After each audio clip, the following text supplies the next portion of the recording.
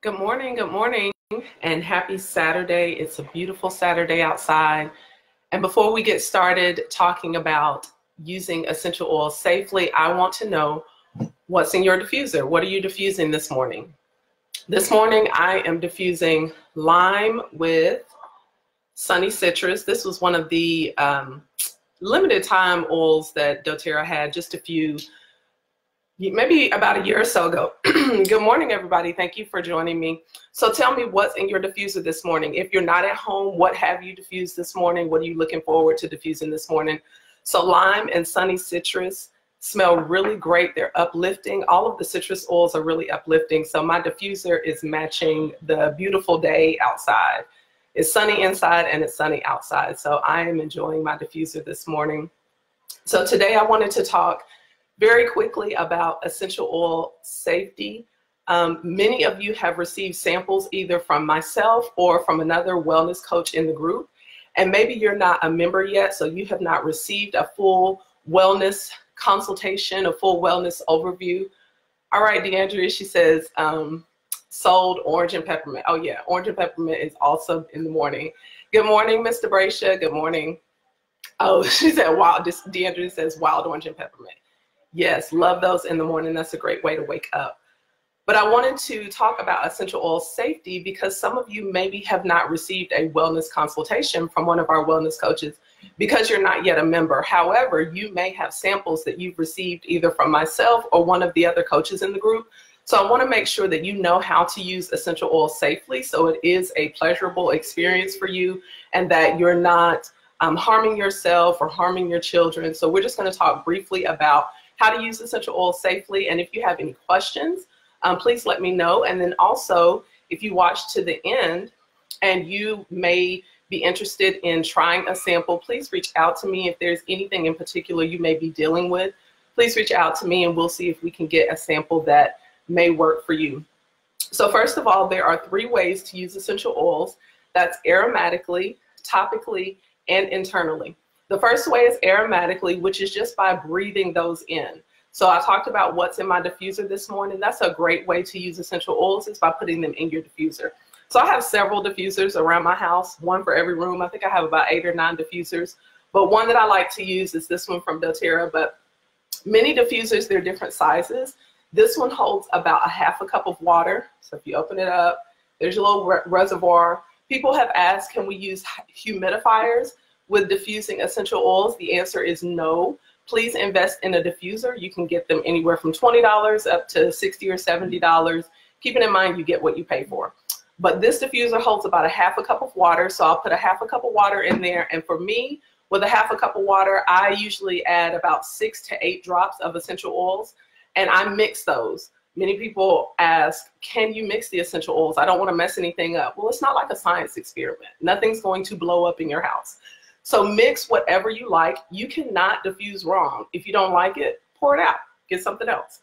But I usually add 6 to 8 drops to a half a cup of water in the diffuser. And I really like the diffusers that have the on-off mechanism where they're on for about 30 seconds and then off for 30 seconds. You may notice that if you're diffusing for a while, it seems like you can't smell it anymore.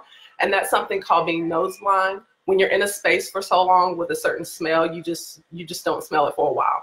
But the essential oils, the diffusers that go on and come off and go on and go off, give you that opportunity to rest your smell sensors, I guess. And once the essential oils, or once the diffuser pops back on, then you can smell the essential oils again. So those are the diffusers that I really like.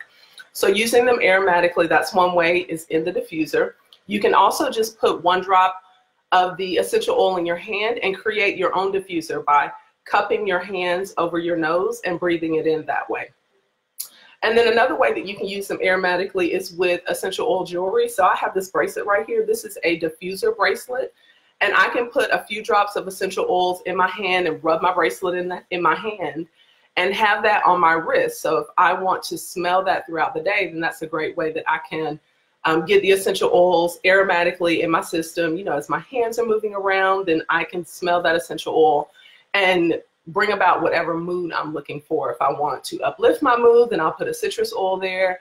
If I want to calm down, then I'll put one of the calming oils there. But those are the way that you use essential oils aromatically.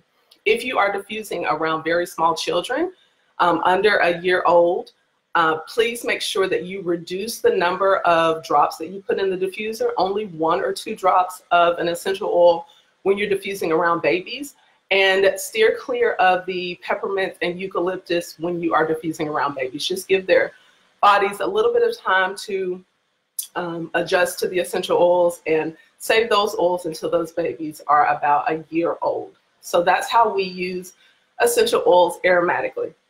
The second way that we use essential oils is topically, of course, rubbing them on your skin.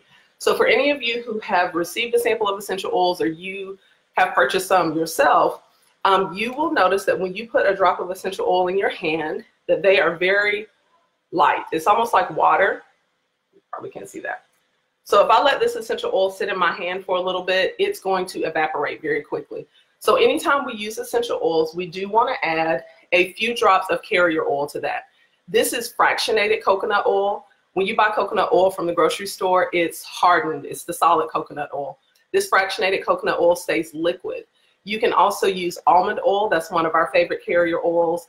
Jojoba oil, any kind of oil that's going to weigh your essential oil down a little bit.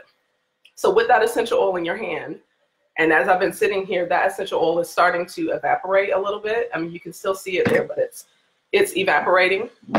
So you add just a couple of drops of your carrier oil there, and then you can use that on your body wherever you may be having any kind of pain, or wherever you need some support in your body. So you can just rub that together and, you know, rub it on the back of your neck, on the bottom of your feet. But the reason why we use a carrier oil with essential oils is, again, to hold the essential oil on your skin so that it has an opportunity to penetrate into your skin and do the work that you're using it to do. The carrier oil acts like a Band-Aid, so it holds it on your skin. It also reduces any sensitivity that you may be feeling or that could occur from using essential oils directly on your skin. Are you going to die if you put essential oils directly on your skin? Absolutely not. But if you do start to experience any kind of sensitivity, please dilute with more carrier oil, more carrier oil. Never water, because essential oils and water don't mix. So if you're experiencing sensitivity and you feel like you're going to wipe it off with water, what happens is it's going to drive the essential oil deeper into your skin, and it's going to cause greater sensitivity. So again, if you're ever feeling any kind of sensitivity from using essential oils, just add more coconut oil or add more almond oil to that, and you will be fine.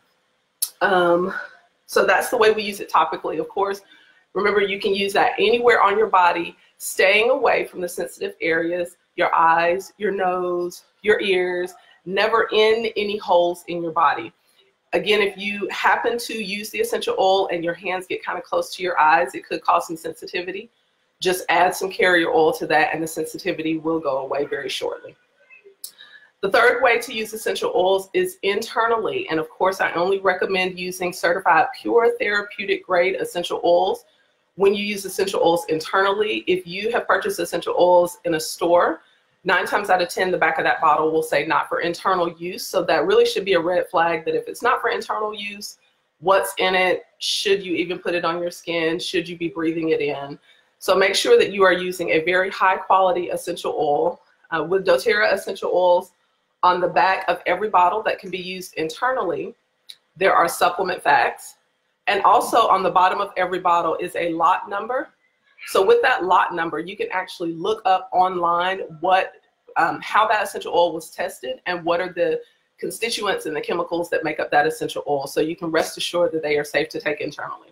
But there are several ways to take essential oils internally.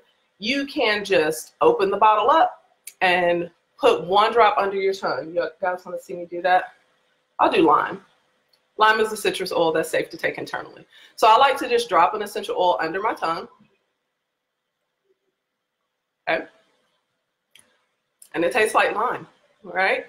So you can also use essential oils in a beverage. So if you're drinking water or tea, then you can put a few drops of essential oil in your beverage. Just make sure that you are using a glass or stainless steel container when you're drinking your beverage, because the essential oils are very powerful, so they can break down any material in the container that you're using. If you're using styrofoam or paper or plastic, and some of those chemicals may get into your beverage with the essential oils, and you don't want to be internalizing those. So using glass or stainless steel if you're using essential oils in your beverage, or you can also use veggie capsules. So veggie capsules are just little empty capsules. Okay, they're clear. You can open these up and put about, you know, these will hold 10 drops of essential oils. You really should never need 10 drops of essential oils unless, of course, you're really going through a period of sickness where you are using them intensely internally to get over that sickness. But you can just add a few drops of essential oils to your veggie capsule and take it internally. So that's just a great way to get them into your system quicker, and it's a way to help support your body in the way that you need that support. I will say that if you are a devout essential oil user and you're using them internally, please limit your internal drops to no more than 15 drops a day. Keeping in mind these essential oils are therapeutic grade, so they really are medicines. They're amazing. You're not going to have any side effects, but there could be a such thing of too much of a good thing. So just limit your internal use to about no more than 15 drops a day. And if you still feel like you need more essential oils, of course, you can always use them aromatically or topically on your skin. So just wanted to reiterate again, be careful as you're using the essential oils. Make sure that you don't get them near any sensitive areas on your body. If you do, dilute with a carrier oil. And also be careful, there are some hot oils like clove and oregano, which even if you use them on your skin, they can be very warm. So you definitely want to use more carrier oil with those than some of your other oils like lavender, which is really mild, and you can use that with just a very little bit of carrier oil. So that's our essential oil safety this morning. I did also want to say that if you have received a sample either from myself or another wellness coach, it's probably in this very little bottle.